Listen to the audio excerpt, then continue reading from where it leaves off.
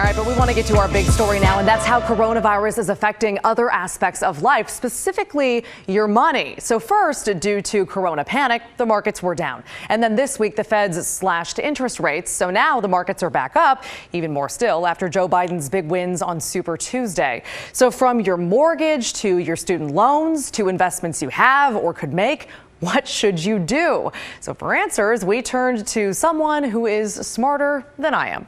All right, so we're here with Chris Martin, VP of Advisory Services with Northwest Capital Management. Did I get your title right? You got it. A few times. Okay, Yes. cool. I came at you kind of with three categories. Okay. And the first one was kind of what, especially in this hot real estate market, could this mean for mortgages or people who want to buy? And you said, kind of, let me do you one better and do mortgages plus student debt, basically all your debt. Yeah, I mean, this is a perfect environment to sort of get your financial house in order. Rates have come down pretty dramatically. The 10-year Treasury rate is the key market rate for mortgages. That's down under 1% for the first time ever. So what it does is it means that mortgage rates are sort of prime for folks to refinance. So even folks that bought a house maybe a year ago could refinance and lower their payments today. And your student debt, same story. Same story, yeah. Student debts, those are actually going to reset this spring.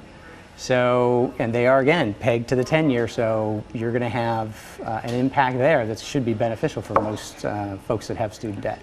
Category number two that we wanted to touch on was people in their sort of retirement years or close to it, and they're worried about their investments and what this means for them. So what would your message to them be? Yeah, a little bit of a tricky situation. This is probably a time to, for sure, reevaluate their allocation.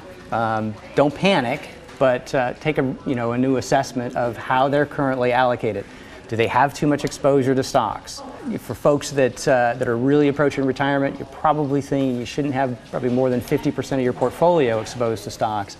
Ultimately, they need to decide whether they want to maybe take a little bit of money off the table, use that to sort of be protective, maybe use that short-term bonds, short-term treasuries, CDs, money market type accounts, just until we get some clarity on the economic impact of the coronavirus. And then for those who are younger and have decades to work, different message, I would assume. Yeah, completely different message. Starts out the same, don't panic, and certainly review your allocation. Most individuals that we talk to in our business don't have enough exposure to equity assets or growth type assets. Remember, you're trying to create wealth, and you're not going to do it with bond-based or fixed income type assets.